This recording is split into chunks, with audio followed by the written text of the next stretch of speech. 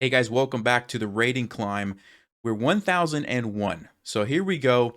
And one of the things that I think we're going to see here is that most of the blunders are going to go away, but there's still probably going to be a couple. So I'm going to expect 1 to 2 significant mistakes each game still from the kind of like 1000 to 12 or 1300 mark. And we're also going to see some more interesting things like, for example, this person looks to have studied the Ponziani, at least some. Now, how much do they know? I don't know. We're going to play the D5. This is one of the main lines. There's D5 and Knight F6. So we're going to see if our opponent, yeah, and they do. Again, this is another opening move. So here we go. We're starting to see this player has studied this opening theory.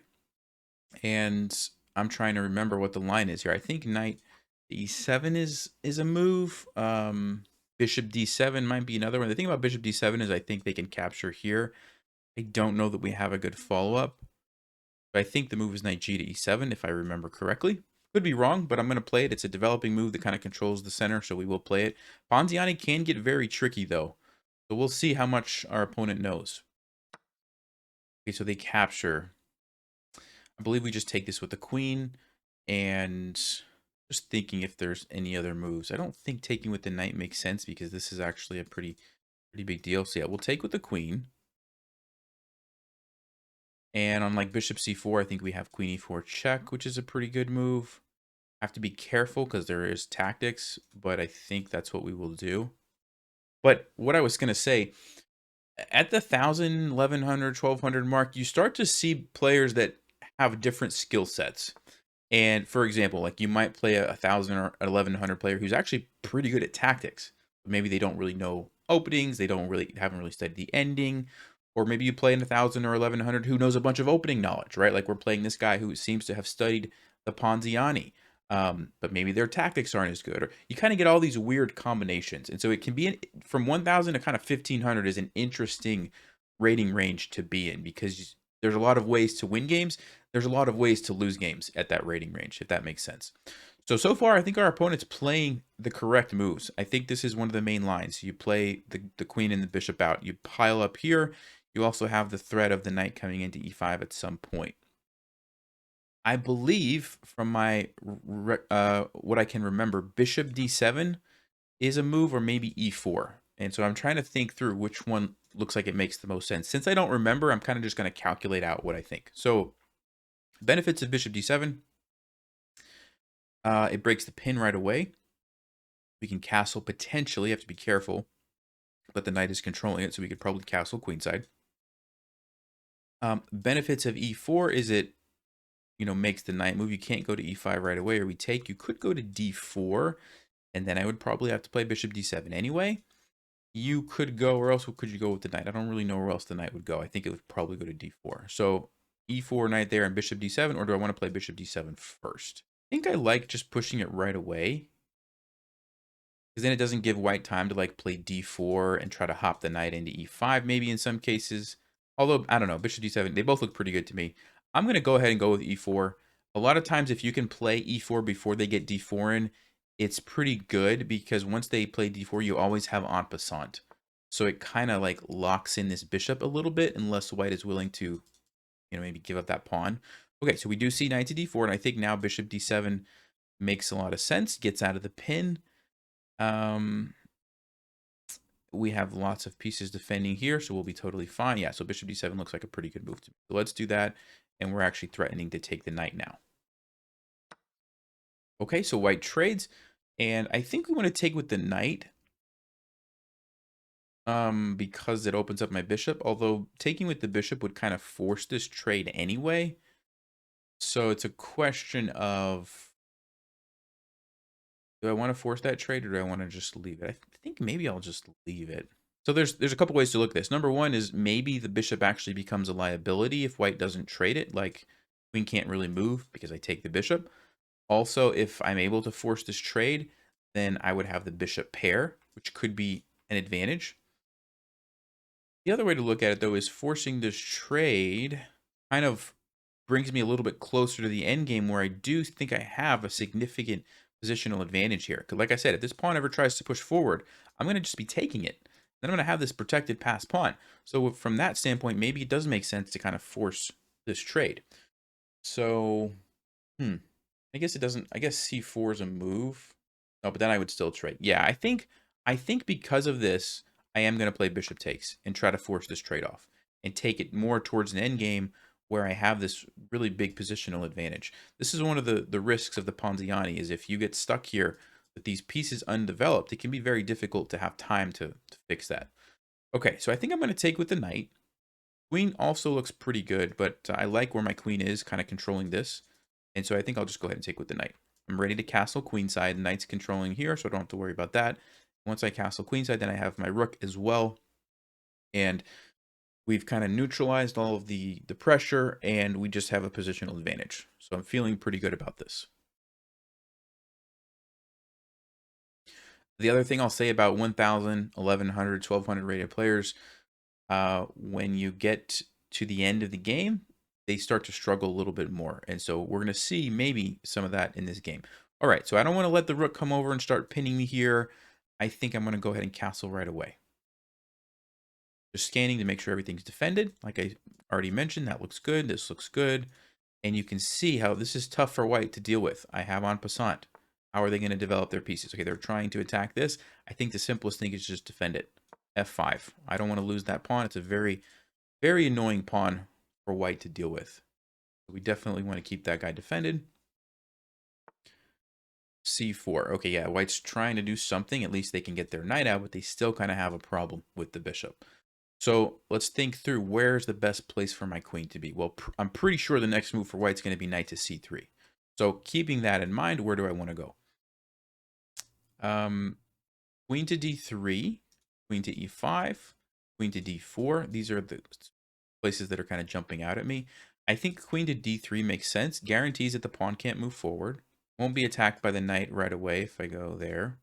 Only move is rook to e3, but then I think I could just move. Could also just go to d4 with the idea of bishop c5 lining up here. That actually looks pretty good too. Now that I look at it, that's a pretty serious threat. It's hard for white to deal with that without the use of their bishop. So maybe I will go queen d4 instead. Okay, yeah, let's do that. Change my mind because I just really like the look of this threat here. Because if white has to play like rook f1 to defend, not great. If they play rook e2, the rook looks like it might get attacked by the knight, maybe even by a pawn if I launched an attack. And so all of those things make me think this is probably the best plan here, bishop c5. Okay, the knight could go back, but that's a very defensive square for the knight. I would be happy to see that. Let's play bishop c5, finish our development, and create a very strong threat here on f2.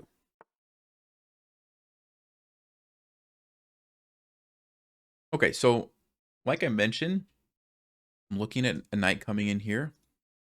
I'm looking at pushing this. I can't do it right now because this would get captured. So maybe I'll just bring this rook over temporarily. White might be trying to play here, but I have this defended with my knight and my bishop, so I think I'm okay. I could just move my queen somewhere. Yeah, with all that in mind, I think I will bring this rook to the center.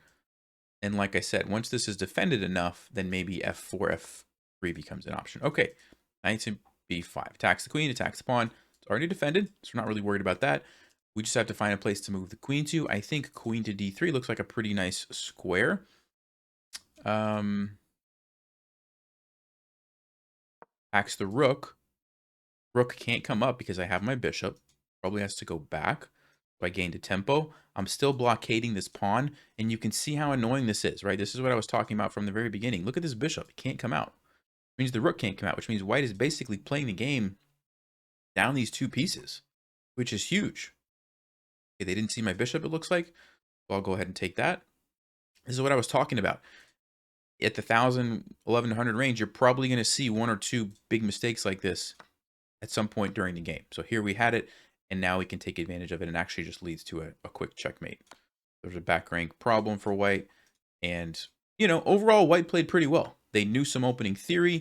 They were playing some good moves, finding some tactics, creating some strong threats, but they made those two, you know, big mistakes at the end, and it cost them the game, right? And I think we're going to see a lot of that until at least 12 or 1,300, and that's when those big mistakes will start to even become less frequent.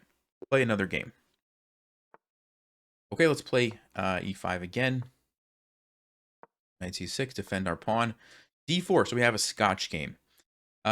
Let's go ahead and take it. And I guess we'll just play the main line here, which I don't know a ton of theory, but I think I know enough to get by. So we'll play bishop c5. We're just attacking the knight here. They take, and there's a cool line here. One of the few lines that I know in the Scotch. Instead of taking back right away, you can actually throw in an in-between move. Queen to f6. Very surprising move if you've never seen it before. But essentially what we're saying is we're threatening checkmate, and we're going to take our knight back on the next move after white defends the checkmate. So, for example, let's say white plays queen e2 to defend. Now we can take our knight. If they try to save the knight and stop the checkmate, like by blocking, well, we simply take it. And if you look carefully, there's no other dangerous moves for the knight. Yes, it can go here. Who cares? We have checkmate. Yes, it can go here or here or here. None of these moves are dangerous, right? So that's why we can get away with this in-between move of attacking on f2. And it's actually, if I remember correctly, it causes white to do something awkward. Because how do you deal with this? You either have to put your bishop here and allow us to trade and mess up your pawns. You have to put your queen here, which blocks your bishop in, or you have to put your queen here, which blocks this bishop in. Or maybe you go here and allows me to double up the pawns that way. Maybe you play f3, but then you create all these weaknesses along the dark square. So you can see how very useful move to throw in. This is a good one to remember against the Scotch if they do take you here.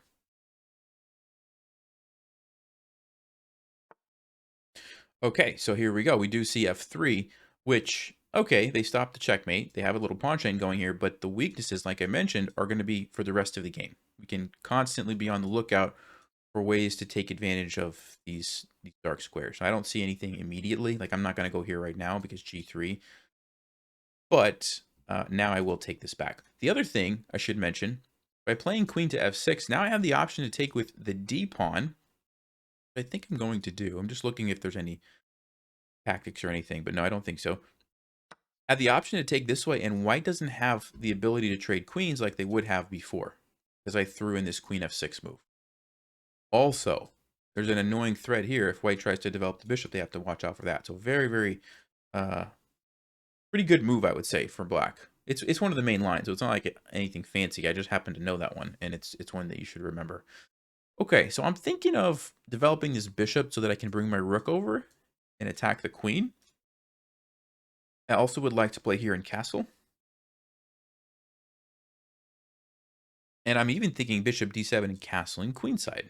One thing that I like about this move is it takes away what might be a natural move for white, bishop c4. So what I'm trying to do here, guys, is kind of think not only what do I want to do, but what is my opponent most likely to do as well, right? Of course, they're going to be wanting to develop their pieces. This bishop doesn't have a lot of places to go. You can't go here or here or here, or you just get captured. So that's one thing. This might be a logical move. If I take that away, where's this bishop going to go? You can't go here. You can't go here.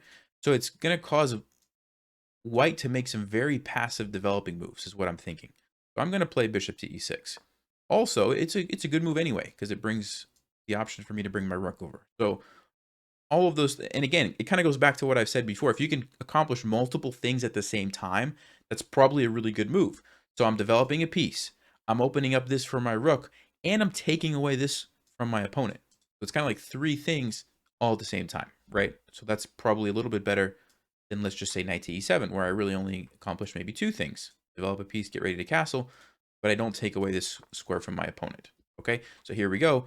They had to make a passive developing move because that's all they had available. Okay, and now I'm thinking a couple things. Number one, I'm thinking castling to put the rook there, but also get my king out of the center. So it's kind of just like bringing my rook over. But since the queen's not controlling here, now I actually do have the option to castle. I want to watch out for bishop g5, which would make me lose some material, except that there's nothing defending that. So I'm okay. I'm also just wondering, like, what if I go here and try to checkmate? Like, how would white stop that? I think they could play queen e2 and be just fine. But these are the kind of moves you want to just at least quickly check. What happens if I attack the knight and pin it? Well, bishop d2 looks like it's fine for white. So I don't think I really have anything, but I just wanted to check. Okay, so with that in mind, let's go ahead and castle. All right, now we see queen to e2, so they get out of the in from the rook, probably a good move. And the knight really is the last piece I need to get out. So that's kind of what I'm looking at. and I'm seeing two ways. Third option would be I move my queen and put it here, but really the knight on there, it's already kind of going to be hindered by these pawns, so I don't really like that square anyway. But I think knight to e7, maybe to g6, looks like it gives me some good options for my knight, right? I can hop to these three squares. I like that.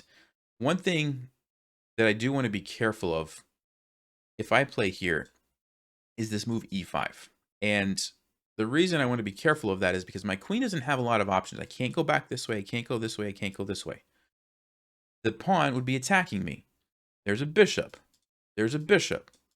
It looks like I only have one square available. Now, one square is better than no square, so I think it's fine. But after g3, I would have to find a place to go to. 4, e4, h3. Looks like I have some options, but I think it's okay. But sometimes your queen can get trapped. Even though it's a powerful piece, you still have to watch out for that. So, yeah, but with that in mind, I think we're okay. And so let's go ahead and play knight here. Bishop to e3. Okay, makes sense. Opponent is just trying to develop. So, of course, you have the obvious captures. White takes back. Now I have to worry about this. I don't really love that because now I'm on the defensive all of a sudden. I would like to find something else if possible. So what are my options? I could drop the bishop back and probably get this weird pawn cube, which would be fine. Pawn cubes are actually not bad because they control a lot of squares and everything's kind of defended. But I'm also kind of just scanning, like, what if I play bishop d4? And maybe if white takes me, I could capture with the rook and bam, double up my rooks. That's pretty powerful. That can open up some tactical opportunities. So that's something that I'm thinking through. I mean, I could even go here and just attack this, maybe make white retreat, another option. I kind of liked the way that that looked, bishop d4, and doubling up my rooks. So I'll go ahead and go there. And notice how instead of trading and then having to go on the defensive, which I could have done, I could have played king b8 and the game would have went on. I'm trying to look for opportunities to keep up the tempo, keep the ball in my court where I'm the one making the threats, right? So by going here, I'm attacking. I'm threatening to just take this guy. And if white takes me, bam, I'm the one who's getting ready to bring in another piece and to keep the pressure up. So hopefully that makes sense. Okay, interesting move by our opponent. They decide to allow me to take here. Now, yes, there's the pawn over here. So maybe they're thinking takes, takes, takes, takes. But the way that I see it, my queen is much more dangerous to white's king than this bishop over here. And actually, I wouldn't be able to trap the bishop because bishop a6. Not at least right away. But takes, takes, takes. And my bishop actually can come down as well. And I think white's going to be in trouble. So I'm going to be willing to give up this pawn to go on the offensive here. So let's go ahead. Just checking if there's any other moves that white has besides the line that I just mentioned, but I don't see anything else. And again, just checking one thing that's kind of important here. This bishop is controlling this diagonal, so I don't have to worry about any sort of checks here along with the rook and the bishop that might potentially put me in checkmate or something, right? Those are the kind of things that I'm thinking through, but everything looks pretty solid for me. And so I will go ahead and take this. So this is a threat. Now, it doesn't quite work right away because the king just goes there, attacks my queen, I have to move my queen. But if this bishop ever moves, that's going to be simply checkmate, right? That's the kind of stuff I want to keep in mind. I'm thinking about this. I'm thinking about queen here check. Yeah, queen here check looks actually better than here for the reason that if the king moves here, which is what I'm expecting, I don't have to waste time moving my queen again. So I could then continue on the offensive and attack that king on d2. So that looks like a very good move. Of course, if the king moves over here, there is a mating pattern that I am familiar with. Actually, I say that. Maybe it doesn't work. Let's see. The mating pattern is you take here with the bishop, check. King goes over. You bring the bishop back. The king goes here. You go check. The king goes here. A lot of times you have checkmate. In this case, maybe we don't because it's so well defended. I was thinking there's going to be some follow-up. Checkmate. Maybe not quite. So I'll have to investigate that further. But I'm still thinking about this as a top move here. Other things we could do. Okay, interesting. They don't even take this. So if we want, we could simply defend with like king to b8. But But also play a move like c5, which does a couple things. It stops the bishop, but it also potentially threatens to play c4 and trap white's bishop. That looks like a very strong move. Also, it opens up the idea of rook b6, rook d6, rook b6. Also, knight c6, knight b4. So that move looks really good to me. Now, what is white going to do? Queen to d2, maybe? Try to trade queens, which I wouldn't really want to allow. Also, what if I just attack this with like a move like queen a3? That looks even better. How would white stop that? I guess you'd have to play c4. But then I would have c5 and I would still... Yeah, okay. So c5 does look good, but I think after queen d2, I might have to trade queens or retreat, which is not really ideal. And so I'm going to go ahead with this move instead. So notice it's defending my pawn. Not that I was super concerned anyway, but it is defending it. More importantly, we've got a pretty serious threat here. I'm going to take this with the bishop, force the king over in the corner. Then I have a discovered check with my bishop anywhere I want. And this move does not work. There's a tactic there. We can simply take. Yeah, c4, only move I was thinking. So it's a good move, actually. It's a good defensive move. So I'm thinking of playing c5, actually, and bringing the knight over. I think that would be a good plan. Because I'm getting lower on time, I'm not going to, like, overanalyze it. I'm just going to make the move. So the point is, the main point is opening the square for the knight, but also it adds some defenders so that my knight then has a nice follow-up. Knight to d4, knight to b4. This is also an idea, though, bringing the rook up and over. Lots of ideas. And I'm also kind of keeping an eye at 3-6-7, 3-6. So I did win a pawn there. So if I have to trade and go into an endgame, it's not the end of the world. Like, that would be okay. So I am considering that. White has kind of consolidated their king. So maybe now is the time to do that. Oh, there's a tactic. I just saw that. I take here with the rook. And we have this. And of course, this, we have this. Okay, so there you go. That's kind of the mistake that I was talking about, right? 1 to 2 big mistakes every game. You're probably going to see them. Here it was. And I almost missed it. I was about ready to trade because of the time pressure. But I did take a few extra seconds and I saw the tactic. Okay. So I get the free piece, defend my queen at the same time. And of course, if the rook takes, I'll be able to take here. This, we're not really concerned about. We just slide over. Okay, they do take the queen. And, ooh, did not see that one. That was a good move. Very good move by my opponent. Totally didn't see it. They won their piece back. So props to our opponent there. Yeah, okay. I think that just kind of happened to be there. But that happens sometimes. Yeah, so this is not a great situation for us. I'm going to start moving a little bit faster because I only have a minute. And now we have an opposite color bishop endgame. Yes, I have an extra pawn. 6 against 5. But opposite color bishops are notorious for being very hard to win. So nice find by our opponent there. Okay, so how do we do this? The rook's trying to come over. I need a place for my king to go. So let's go b6. We'll tuck the king over here so we don't get checkmated here. One thing. Also putting the pawns on dark squares kind of hinders the bishop. I have to be careful because the bishop can attack them, but kind of limits, you know, some of what the bishop can do. So let's go here. And white has nice control over the file. Can't really infiltrate unless they want to come down here.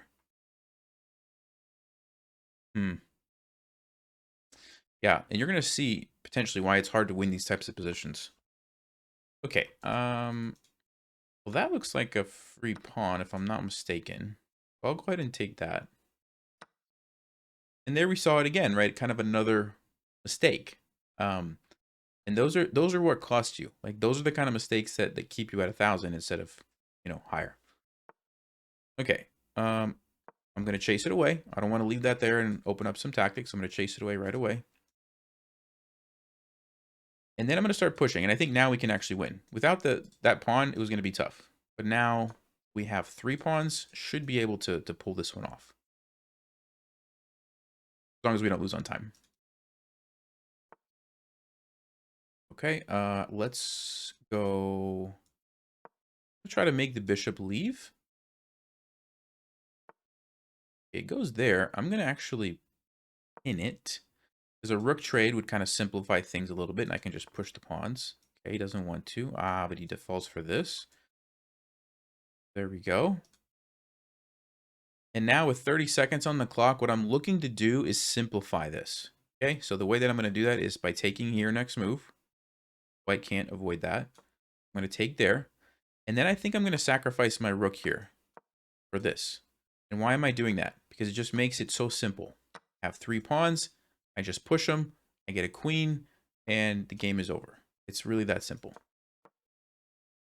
Rather than leaving the rook and the bishop on and maybe some crazy something happens, like I just don't want to deal with that, right? So here we go. This is pretty easy. Push our pawns, get a queen, and we win.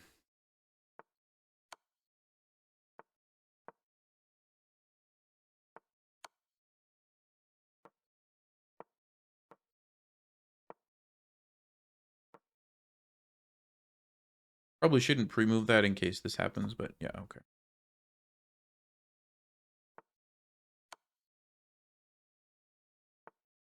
Okay, I actually see a cool pawn checkmate here, so we'll just bring the king in. We can allow white to capture something and checkmate with the pawn. And we're going to actually go back and analyze this game. I'll go here and checkmate. Because our opponent played very well, but I want to talk about a couple of key moments. They can't stop the checkmate here. Okay, good game to our opponent. Let's go review this game. Go ahead and see the game review here for a minute. Yeah, they played very well, 84. I think they just played a really good game. But I want to illustrate. Turn this on. We'll go ahead and look at the ratings. Why not? 14 and 1700. Okay. I want to illustrate a couple of moments that we saw in this game. First of all, our opponent knew a little bit of opening theory. Clearly, they've played the Scotch game before. Weren't, thinking they knew what they were doing. I think we surprised them with this move. You can see it is one of the top book moves. But I think we surprised them. Yeah, F3 I don't believe is the main line. I don't actually know what the main line is. I want to say it's like Queen D2 or something. But yeah, Engine says any queen move is pretty good for white. Anyway, let's keep going.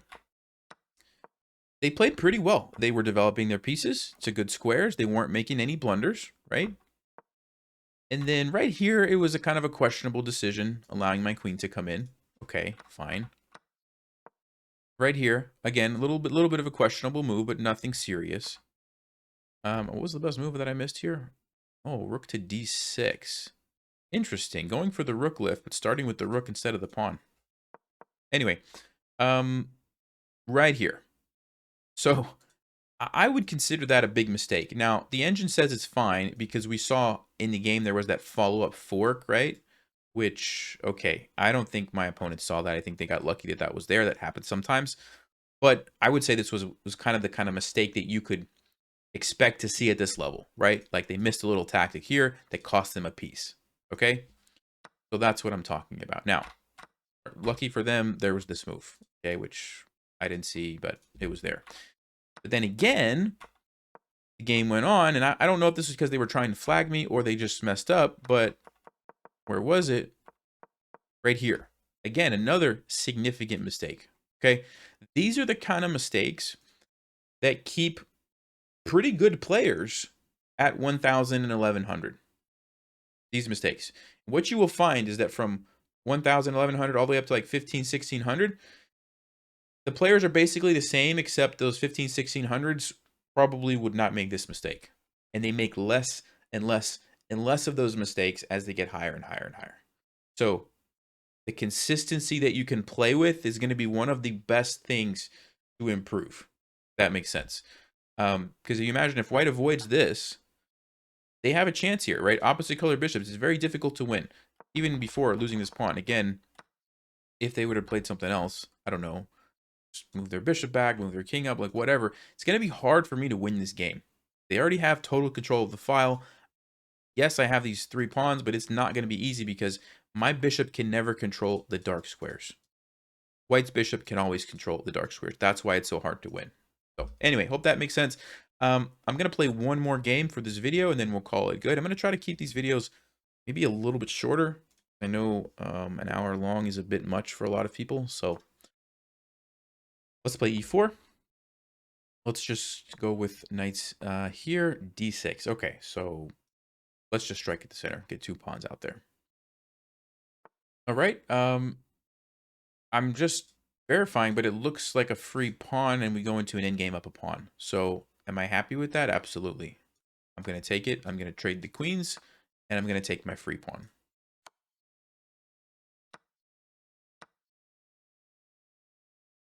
Pretty simple. No reason to not, do that. Takes me towards the endgame with an advantage. All right, so I want to develop a piece, obviously. I'm just trying to think through which one. Bishop c4 would probably force another trade. I think I'm happy with that. Also gives me the option to castle right away if I want to. Okay, tricky move. We have to be careful. If we like retreat our knight or something, we would lose this. But I believe what we can simply do is just take. We'll just trade that off first. Okay, and now we can move our knight somewhere or defend. If we defend, I'm a little bit concerned that something might happen here. So for example, knight c6, let's say we try to take and then bam, maybe we lose a rook. I think I want to watch out for that. And so with that in mind, probably just going to drop my knight back here. Notice it adds a defender to that square. That's why I chose this square instead of like f3. It's also defended, so I'm happy with that. And I think now we can maybe just castle. I just want to make sure what's going to happen if the knight tries to come in and attack, sorry, this guy. I think we have knight to a3, and we should just fine. But yeah, I'm going to castle. But I did want to at least look at that. Okay, they castle. So continuing developing, what do we want to do? I want to be careful moving this bishop because, again, remember I said this before? The only thing that was defending that was my knight on d3. But if black decides to sacrifice, so for example, let's say I play bishop f4. They might take, I take, and then bam, they're taking this and they're getting my rook. That looks like a nice little tactic for black. So I want to avoid that. So I'm going to be thinking through carefully which piece I move next. So, I mean, I'd like to play like e5 and just shut down this bishop completely. I'm actually thinking of a move like rook to e1 to push that pawn up, take that bishop out of the game, and then it relieves a lot of black's major threats right now in this position. c3 would be another move normally, but I can't because I'm guarding that with my pawn. Actually, there's a potential for a tactic. If the knight comes in, sacrifices here, and then it unleashes the rook. So I do have to be careful. This is a tricky position. This is actually a tricky position, even though it might not look like it. Yeah, I definitely want to play rook to e1. I'm just wondering what happens on knight to d4. What would I play? I could play this, but then there's this. So I don't want to allow that. So I would have to play, let's see, knight a3. Captures, takes, the rook comes down. That's what I want to avoid. That is exactly what I want to avoid. Maybe I do need to move the knights. Let's see what other options we have. Knight to f4 to attack this guy. Looks like it could be pretty good. And then I could play c3 and shut down some of these threats. Okay, maybe that's the way to go. So here's an example of like, this position looks super innocent. It looks like, oh, there's nothing happening here. Just play a random developing move. But upon further investigation, there's some tricky stuff happening. So this is where you have to be careful. So I'm going to play knight to f4. The idea is this is a weak pawn. If it pushes forward, I'm happy. I'm very happy because black essentially took their own bishop out of the game. And then my knight would probably jump over to d5 or something. So that's not a move I'm worried about. Yeah, this move is fine, but now I can play c3 like I mentioned and just shut down all those threats. That one move kind of just stops everything. There's no more bishop here. There's no more knight coming in to attack this. And so I think now I've kind of solidified my position. Okay, that's defended, so I don't have to move it unless I want to. I might actually want to, though, because then I could have f4, e5, which is a very, very nice threat to potentially win a piece. So yeah, I think I will do that. I will go back here. The threat is f4, bishop has to go back, and then e5 is a fork, and black doesn't see it, and now just f4 simply traps the bishop. I think we just win a piece. Here you go, it's move 13, and we've kind of seen now that really big mistake that I was talking about, right? You're going to see it, usually one or two every game, and you stay alert and take advantage of it, right? So here we go, f4, bishop is trapped, and we got a piece. Okay, so let's see if there are any threats from that move. I mean, no, I'm not worried about that. Not worried about this. I'm not worried about this. I think we just take the bishop, and we get a piece. No reason to really overthink that. Okay.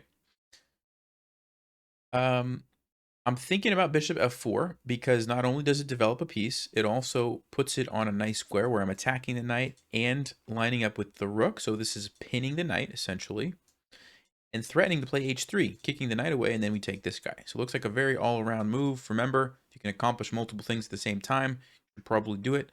That looks like it checks all the boxes for me, develops a piece, controls some center squares, pins the knight, and creates this threat of h3, which it looks like our opponent did not see. Now, maybe they're trying to come down here, so let's actually be a little careful. If I play h3 and this happens, I would take the knight. They could take me. I take them. They go check. I go here. Then the knight would that would be fine. I think we're okay. I'm just making sure there's not some crazy tactics here. I don't believe there is. I think we're too quick with our attack to take the knight. Yeah, but black is clever, right? Because you imagine if I take this, what happens? Game is over. Rook comes down, checkmate, right? You can see how dangerous that could be. But looks like I have time to take the knight first. And then if the knight recaptures, I would have time to deal with that. I could just move my knight out and bring my other rook into the game. All right, but you do have to be careful. And here's a good example of our opponent is clever. And they're coming up with some interesting tactics here. We do have to be careful. But looks fine to me. I'm going to go ahead and take it. There's two ways. Like I mentioned, black can capture here first, or they can take first. They're going to go for this one, which is tricky, but we do have a way to deal with it. So actually I have a couple ways. How do I want to deal with it? Probably knight to a3 is the simplest, just getting both rooks supporting the back rank. You could also play like knight to d4 to cut off this guy from supporting. That would be another way to deal with it, but then I maybe walk into e5. Yeah, that's a fork. I don't want to do that. So I think knight to a3. I can also play knight to d2, but then I give black the option to sacrifice here 2 pieces for the rook. I don't really want to do that. So let's go knight to a3. Let me just double check, make sure I'm not missing anything. It is a tricky position. You do want to be careful. I don't think so. I think we've got it covered. And notice how now we've got the support that we need along the back rank to avoid the back rank checkmate that our opponent is trying to set up here. So here's an example of an opponent who seems like they're pretty good at tactics. Now they made, the mistake and got their bishop trapped. It seems like they're actually pretty clever when it comes to some of this stuff. Setting up this back rank idea was pretty tricky, right? For a 1,000 rated player, that's pretty good. But we did see some weakness going back to the opening. They played this, clearly they didn't study much openings. They haven't studied much openings. And they allowed me to just trade off and win a pawn right away without any struggle at all. So you see how you get these different types of players. Here's somebody who's pretty good at tactics, but they don't really have opening knowledge, and got off to a bad start, right? You get all these different types of players, and that's what makes it so interesting at this rating range, because you never really know what are the strengths and weaknesses of your opponent. What are they going to be, right? Here they make a good decision to not trade. They're down 2 pieces. Trading is not what you want to do, so that's a good move. I'm looking for ways to force some trades. Unfortunately, I don't see any immediately, so I will have to find something else to do. Maybe bring my knight to c4, and then I could go here and force a trade. Also just brings it towards the center. Looks pretty good. Are any of my pieces hanging? Am I about to get forked? I don't believe so. So I'll play knight to c4. Like I said, primary threat is here, which will force a trade. I'd like to be able to fight for this d file, but unfortunately I need another piece defending. I can't do it right now. Okay, b5 doesn't stop us, so we're going to continue on here. Knight to e5 with the double attack, and black now is basically forced to take us. Brings us a little bit closer to the endgame where we will have an advantage because of our extra pieces. Okay, so they didn't want to take, and so I will just take the free piece. I also have a fork, but you want to ask yourself, what's the point value situation going to be? So for example, if I take this, oh, they resigned. All right. If I take this, 3 points. What if I go here and get a fork? Well, let's just say the rook moves. I take this, they take me. I get 5, but I lose 3. I only get a 2-point net advantage. So I think a lot of players would be tempted, oh, there's a fork, I get a rook. But really, it just makes more sense to take the knight. You get 3 points as opposed to only 2 points. It's basic math, right? So, yeah, our opponent resigns there. Let's analyze real briefly. I already kind of mentioned it, right? They played a weird opening. It wasn't good. They just gave us a pawn for nothing. And so we just start the game up a pawn. But then you saw they actually, you know, were pretty good at the tactics. Castle, they activated their pieces right away. And then they started to create some threats, right? Brought the knight in. And even though they lost the piece, they didn't just stop there. Brought the other knight in. Brought the other rook over. This is very dangerous. And you have to be really careful. I mentioned it in the game, but I could have easily fallen for this little trick, right? Checkmate. Game is over. Or even later, after I captured and they took, same thing. Checkmate. Game is over. Or here's another one for you. What if I would have played a move like, let's see. Say I play a move like bishop g5, attacking the rook. Bam. Checkmate. So lots of ways that I could have fallen for that. And it just goes to show this person was actually pretty good at tactics, but they're still rated 1,000, you know? And so you see all these different types of players, and you never quite know what to expect. The important thing is try to be as consistent as you possibly can, right? Try not to make mistakes at all, not even one during your game, and that's going to really help you improve. All right, so hope you guys learned something and hope that helped, and I'll see you next time. Thanks for watching. Stay sharp, play smart, take care.